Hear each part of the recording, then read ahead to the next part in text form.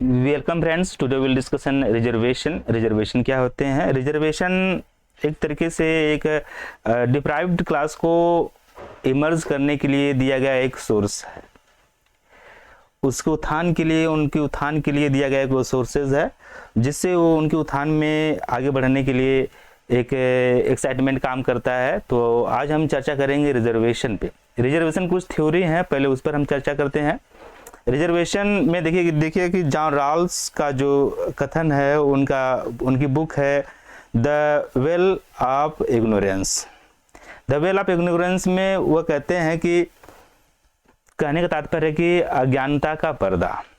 अज्ञानता के पर्दा में वह बात करते हैं कि अगर आप किसी चीज़ का सॉल्यूशन पाना चाहते हैं, समाधान पाना चाहते हैं, तो आप सबसे पहले उसके बेनिफिशियर एक्ट को और लॉस एक्ट को आपको फॉरगेट करना पड़ेगा, उसे भूलना पड़ेगा। भूलने के बाद ही आप एक न्यूट्रलिटी कंडीशन में आएंगे, तब जाकर उस पर एक सॉल्यूशन अचीव कर सकते हैं। उसी प्रकार हम बात करें उनकी मेथड को कहते हैं method of doubt, scientific method कहते हैं। यहाँ पर आप देख रहे हैं ऑब्जेक्टिविटी है और न्यूट्रलिटी है और इम्पार्शलिटी है। ऑब्जेक्टिविटी का तात्पर्य होता है कि ऐसा तथ्य आपके पास हो जो अकाट्य हो, किसी के द्वारा जो है वह काटा न जा सके। जैसे कुछ प्रचलित ग्रंथ हैं जिसे आपको एज एग्जाम्पल में मैं बोलूँ तो भगवद गीता हो गया, दैट इज अकाट्य तथ्य हो। कुछ ऐसे सत्य हों जिसको कोई न काट सके, दैट इज बिलीव। अब उस पर करिए। और उसके बाद न्यूट्रलिटी कंडीशन होती है कि इसमें दो कंडीशन होती हैं। एक को आपको अपनी वैल्यू जो है फॉरगेट करके, एक वैल्यू और इंटरेस्ट, वैल्यू और इंटरेस्ट को जो फॉरगेट करके आप किसी बारे में थिंकिंग करेंगे या विचार करेंगे तो आप उसके सोल्यूशन तक पहुंच सकते हैं। और इम्पार्शलिटी जो होता है, बात करिए हम निष्पक्षता रूप से कि किसी भी क्वेश्चन पर आप प्रश्न पर जो है निष्पक्षता रूप से अपना सुझाव दें तो पा सकते हैं।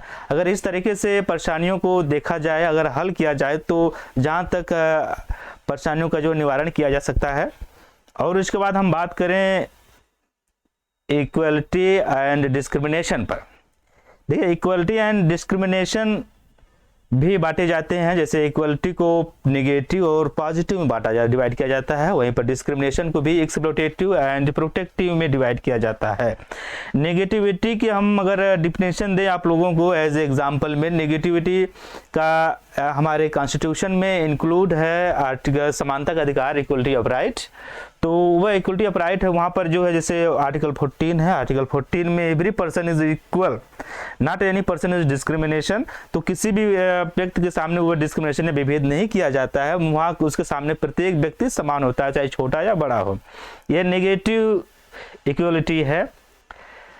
जैसे आपको एग्जाम्पल दें, हम एक बास्केटबॉल का मैदान है, देखिए जो आप लोग जो है यहाँ पर स्क्रीन पर कि एक बास्केटबॉल का मैदान है। तो बास्केटबॉल के मैदान में दो प्लेयर्स हैं। एक प्लेयर्स की जो हाइट है फ्रेंड्स 6 फीट है, ओके, और एक की हाइट जो है 5 फीट है, ठीक है। तो अब यहाँ पर देखिएगा कि जो 6 फीट की हाइट वाला व्यक्ति है और 5 फीट हाइट वाले व्यक्ति की जो ऊंचाई है जहाँ पर गोल को ड्रॉप करना है, तो ये दोनों के लिए एक तरीके से इक्वल नहीं, क्योंकि जो 5 फीट का आदमी है उसके हाइट और गोल में 1 फीट का डिफरेंस हो जा रहा है। 1 फीट जो 6 फीट वाला आदमी है, पर्सन प्लेयर्स है, उसमें जो 1 फीट का जो है इंक्रीजमेंट हो जा रहा है, जिसकी वजह से ये एक तरीके से देखा जाए तो कंप्लीटली इक्वलिटी नहीं है। तो आप अगर कंप्लीटली इक्वलिटी चाहते हैं तो ये जो 5 फीट का आदमी है, तो इसके लिए जो जहाँ गोल का ड्रॉप लगाया गया है उसको हम जस्ट 1 फीट नीचे कर देंगे, तब जाके जो है ये इक्वलिटी जस्टिस होगा। इसे हम कहते हैं पॉजिटिव इक्वलिटी, ठीक है। अगर वहीं पर अगर ये दोनों जो है, अगर जहाँ पर गोल ड्रॉप किया जाता है, अगर दोनों इक्वल पर हो और इनकी हाइट भी अब एक की ज़्यादा हो एक की कम हो, तो वह नेगेटिव इक्वलिटी के अंतर्गत आता है। तो वैसे और एक एग्जांपल और मैं देते चलता हूँ आप लोगों के समक्ष फैमिली का। तो देखिए एक फैमिली है, ठीक है। एक फैमिली में दो बच्चे हैं, एक दंपति के दो बच्चे हैं, ठीक है। दोनों बच्चों को डेली जो है एक एक गिलास दूध दिया जाता है, ठीक है। 1 ग्लास मिल्क दिया जाता है, तो 1 ग्लास मिल्क, और एक बच्चे को भी एक ग्लास मिल्क दिया जाता है। बात को आप लोग समझिएगा।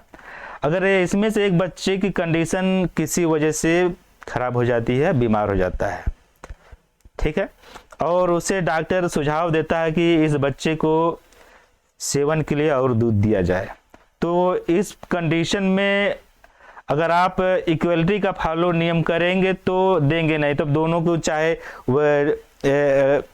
वो डिजीज से बीमार रहे, चाहे किसी भी कंडीशन में रहे, फिर भी जो आप उसका जो उल्लंघन नहीं करेंगे, तो ये होता है negative equality. But positive equality में ये होता है कि इसकी तबीयत खराब होने पर या इसको डिजीज होने पर या कंडीशन खराब होने पर आप जो है जो लड़का जो है जिस लड़की की कंडीशन अच्छी है, उस लड़की में से आधा गिलास जो है दूध इसको दे देंगे, ठीक है।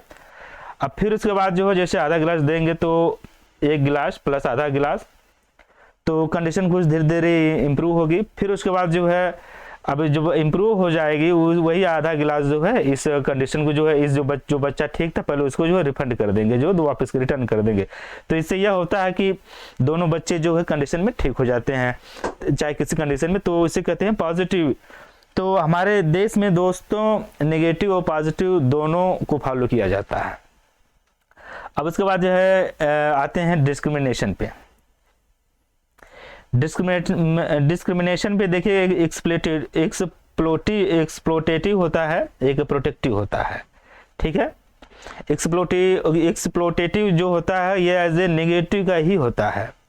जैसे हमने नेगेटिव इक्वलिटी बताया ना, तो वही होता है कि आप किसी भी कंडीशन में इक्वलिटी का उल्लंघन न करें और सबको समान अधिकार दें, और जिसको जो व्यक्ति या पर्सन डिप्राइव्ड हो या जिसको आवश्यकता हो अधिक हो, उसको भी किसी कंडीशन में एक रिजर्व के रूप में न दिया जाए, तो वो एक्सप्लोटेटिव हो गया। और प्रोटेक्टिव का तात्पर्य होता है कि एक विशेष वर्ग को जो है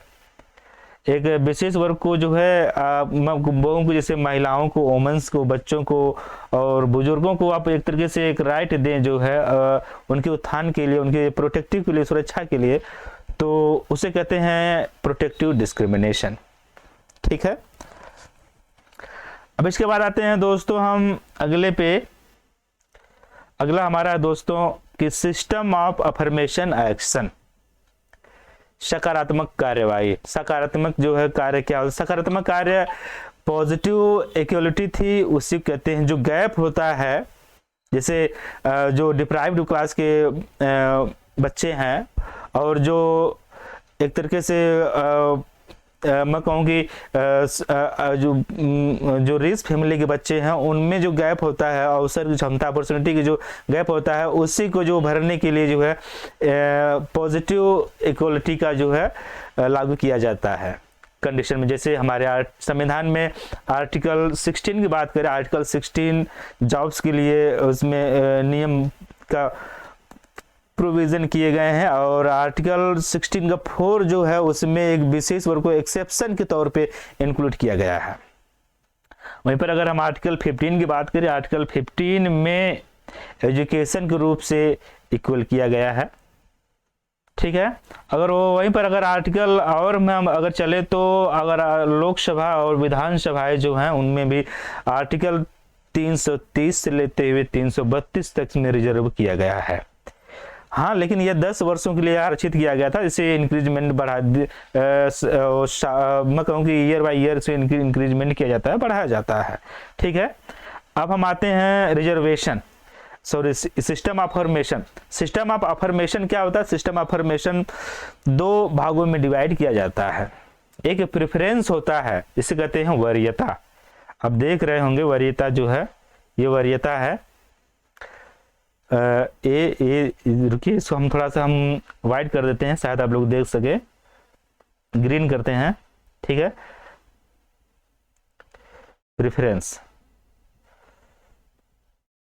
प्रेफरेंस का तात्पर्य होता है दोस्तों वरीयता।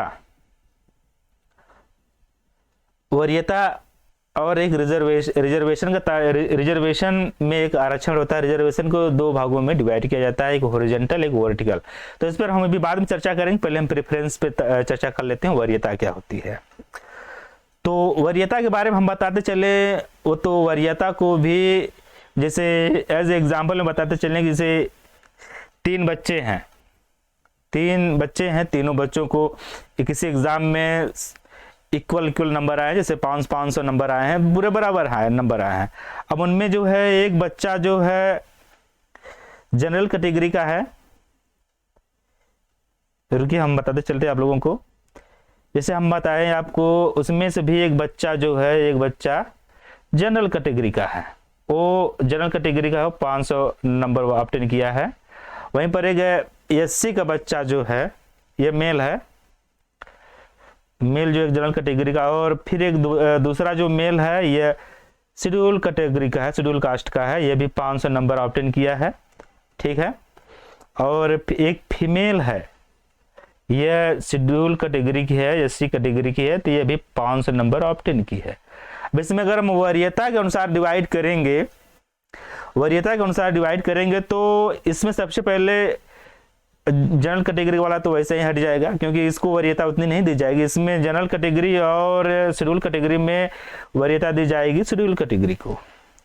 अब शेड्यूल कैटेगरी में दो हैं, एक मेल और फीमेल में है। तो मेल और फीमेल में जाहिर सी बात है कि आप लोग जानते हैं फीमेल को वरीयता दी जाती है, तो यहाँ पर वरीयता दी जाएगी फीमेल को, ठीक है। वहीं पर इनका एक चरण बताते चलें कि हमें एक्स्ट्रा इक्वलिटी इसमें है, एक्स्ट्रा इक्वलिटी में। तो अब देखिए कि जैसे अगर आपको कहीं भी निकालना पड़े तो वरीयता प्रेफरेंस के आधार पे जो है, तो एससी के लिए जो होता है, एससी के लिए 10% दिया जाता है, और यहीं पर जो वीकर सेक्शन है उनके लिए भी 10%, और एसटी के लिए हम बात करें तो एसटी के लिए फ्रेंड्स दिया जाता है 12%, और जो थर्ड जेंडर है उनके लिए भी 15% वरीयता के अनुसार, ठीक है। और बात करें लगभग में भी सबका तो हो गया फ्रेंड्स। वोमेन्स के लिए ये देखिए वीकर सेक्शन है, और वोमेन्स के लिए भी 10%। तो इसमें आप निकाल सकते हैं वरीयता के अनुसार, प्रेफरेंस के अनुसार पे किसको जो वरीयता पहले दी जाए। तो वहीं पर हम बात करते हैं रिजर्वेशन में। रिजर्वेशन पे आइए, ये रिजर्वेशन पे दो प्रकार के भागों में विभाजित किया जाता है, एक हॉरिजॉन्टल और एक वर्टिकल, ठीक है। अब हॉरिजॉन्टल की हम बात करते हैं, हॉरिजॉन्टल ये चलते हैं, हॉरिजॉन्टल है और वर्टिकल है। हॉरिजॉन्टल में जैसे एससी कैटेगरी के लिए हम बात करें, एससी और ओबीसी, एससी कैटेगरी को 15% ये रिजर्वेशन, ठीक है। ओबीसी को 27%, ओके। और हम बात करें एसटी को 7.5%, ठीक है। और उसके बाद जनरल कैटेगरी को, जो अनरिजर्व कैटेगरी हैं उनको 10%,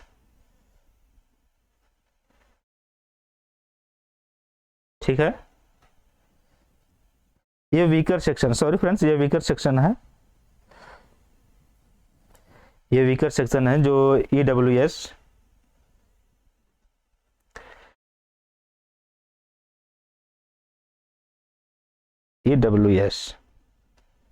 ठीक है, ईडब्ल्यूएस है, ईडब्ल्यू को 10%।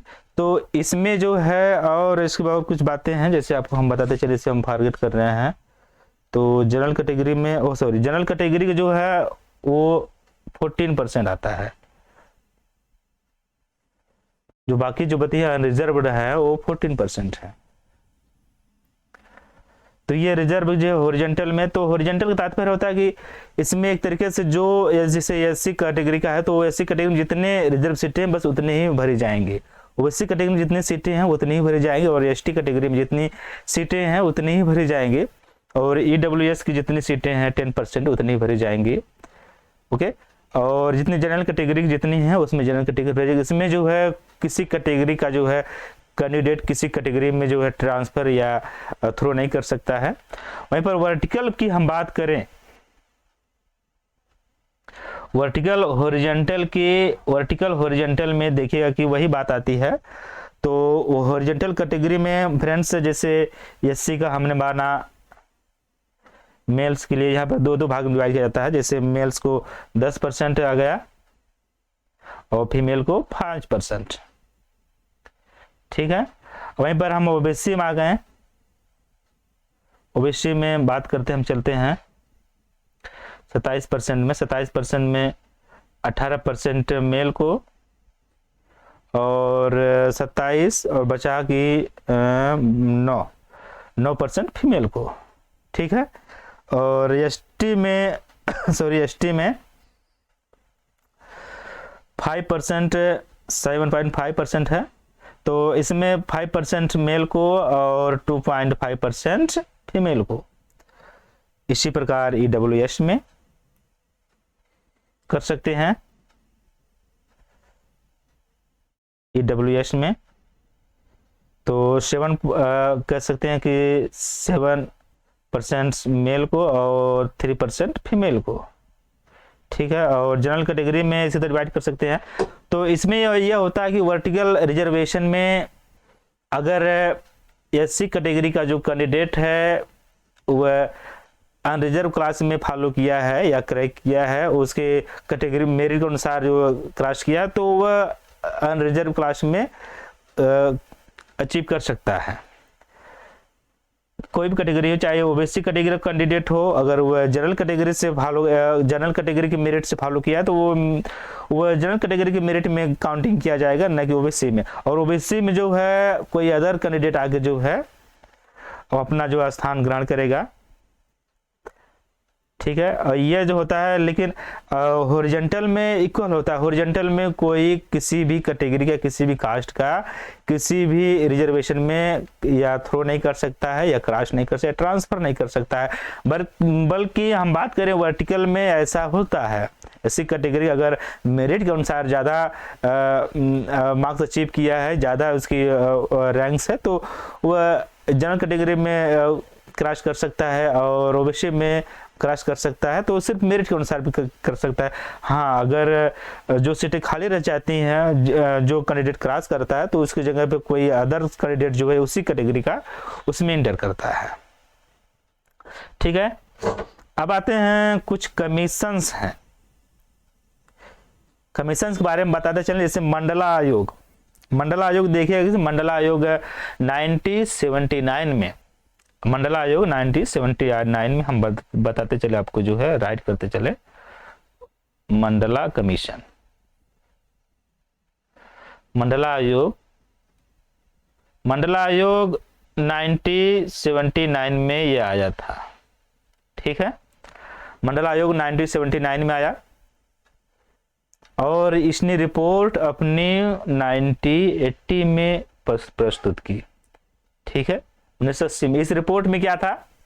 इस रिपोर्ट में था कि सोशली इकोनॉमिकली बैकवर्ड क्लासेस को जो है 27% रिजर्व किया जाए, आरक्षण दिया जाए।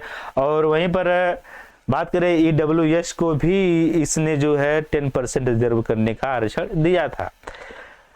बट यह नरसिम्हा राव की सरकार में 1991 में इम्प्लीमेंट तो किया गया। 1991 में हम बात करें, यह इम्प्लीमेंट किया गया नरसिम्हा राव की गवर्नमेंट में, ठीक है। नरसिम्हा राव की गवर्नमेंट ये इम्प्लीमेंट किया गया। बट जैसे 1992 में आया ये इंदिरा साहनी के, इंदिरा साहनी एक जर्नलिस्ट रहती हैं, तो यह मैं कहूँ कि आरटीआई दाखिल करती हैं सुप्रीम कोर्ट में। तो ये विवाद बनता है Indira Sahni versus union of India 92। तो इसमें सुप्रीम कोर्ट जो है इकोनॉमिकली जो वीकर सेक्शन है 10% जिनको रिजर्व किया जाता है उनको इनवैलिड करार देता है, ठीक है। उनको इनवैलिड करार देकर अयोग्य कर देता है। वहीं पर जो है अदर बैकवर्ड जो सोशली इकोनॉमिकली के रूप और एजुकेशनल रूप से पिछड़े थे उनके लिए जो है 27% आरक्षित करता है। बट लेकिन उनके लिए क्रीमी लेयर भी घोषित कर देता है। क्या फ्रेंड्स? Creamy layer. अब क्रीमी लेयर क्या होता है? क्रीमी लेयर बताते चलिए आपको हम। क्रीमी लेयर ये वीकर सेक्शनों को जो एजुकेशनली इकोनॉमिकली सोशली रूप से पिछड़े हैं उनको पहचानने की एक प्रक्रिया होती है। उसी के तौर पर जहां तक कि पहचाना जाता है, फिर भी इसमें कुछ मतभेद हैं, वह बात की बात है। तो लेकिन क्रीमी लेयर की जो सुप्रीम कोर्ट ने अनाउंस किया कि क्रीमी लेयर भी, क्रीमी लेयर के अंतर्गत जो आएंगे सोशली इकोनॉमिकली और इकोनॉमी से पिछड़े वर्ग के लोग ही वह जो है उनके लिए 27% रिजर्व किया जाएगा। ठीक है। अब इसने यहाँ तक कि कहा कि जो सीटें अगर खाली बच जाएंगी और वेकेंट हो जाएंगी उनको जो है अगले साल उसी कैटेगरी में ट्रांसफर किया जाएगा। ठीक है। ट्रांसफर करने की बात इन्होंने बताई। तो और इसके बाद देखिएगा कि जो इकोनॉमिकली वीकर सेक्शन से थे जो है, जो पिछड़े थे जो है इकोनॉमिकली वीकर सेक्शन के थे जो है, उनके लिए 10% का आरक्षण अभी 2019 में ये जो है 103वां अधिनियम संशोधन 2019 लाया गया हमारे पार्लियामेंट में और ये पास किया गया। अब जैसे ये पास हुआ दोस्तों, तो अब ये उनके लिए जो है नियम बन गया, कानून बना दिया गया कि हाँ उनके लिए भी ये 10% आरक्षण दिया जाए। ठीक है दोस्तों। जहां तक कि ये आरक्षण दोस्तों पॉपुलेशन के आधार पर दिए जाते हैं, ये आरक्षण दोस्तों जनसंख्या के आधार पर दिए जाते हैं। जनसंख्या का भी करेक्ट डिफाइन नहीं किया गया, बट 1931 की जो जनसंख्या के आधार पर दिया जाता है, 1931 की जो जनसंख्या गणना की गई थी उसके आधार पर। 2011 की जनगणना है जो सेंसस की बात करें, सोशल इकोनॉमिक कास्ट सेंसस के आधार पर भी जो है धार्मिक जनगणना के आंकड़े अभी उपलब्ध नहीं है और कास्ट जनगणना के लिए भी कुछ आंकड़े अभी क्लियर नहीं किए गए हैं, जिसके आधार पर सुप्रीम कोर्ट कहता है कि रिजर्व करना जो है जस्टिस नहीं होगा उनके लिए अभी रिजर्व करने के लिए, क्योंकि ये आंकड़े जो है धार्मिक जनगणना के एक पॉलिटिकली रूप से, राजनीतिक रूप से विवाद का कारण बन सकते हैं। तो इसीलिए इस रूप से जो है इसे सेस या एसएसओ सही तरीके से क्लियर रूप से जारी नहीं कर पाता है। ये विवादित आंकड़े हैं, जारी करने में परेशानी होती है लोगों को, जिसमें पॉलिटिकली रूप से इश्यूज आते हैं।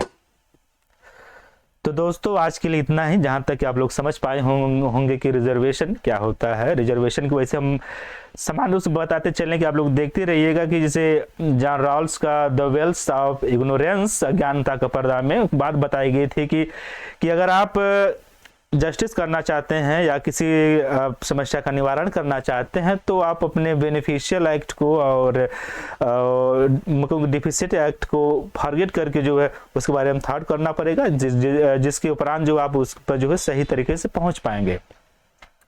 इसे कहते हैं दोस्तों method of doubt, scientific method. Scientific method में एक होता है ऑब्जेक्टिव होता है, एक ऑब्जेक्टिव होता है और एक न्यूट्रलिटी होता है, एक पार्शली होता है। ऑब्जेक्टिव में वैसे तथ्य आप प्रस्तुत करिए जो अकाट्य हों, जिससे जो कोई काट न सके।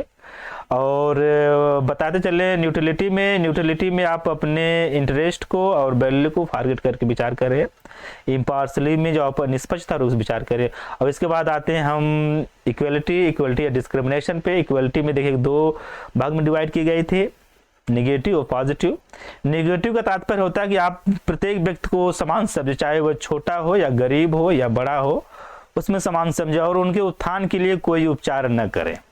वहीं पर पॉजिटिव इक्वलिटी में अगर गरीब है निर्धन है उसके लिए उपचार किया जाए कि वह अमीर बन सके, उसके लिए कुछ है सोर्सेज दी जाए, कुछ सब्सिडीज दी जाए, कोई कुछ पॉलिसी के अनुसार जो है उसके प्रति जो है कुछ ऐसा कंडीशन की जाए, अपॉर्चुनिटी दी जाए जिसके वो अपना जो उत्थान कर सके और as a like rich peoples हैं या कुछ उच्च वर्ग के लोग हैं उनके जैसा इक्वल हो सके।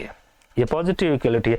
पॉजिटिव इक्वलिटी को वैसे हम बताते चले आपको, लास्की नामक विचारक है और Karl Marx, the Gandhi, Nehru, ये सब सपोर्ट करते हैं।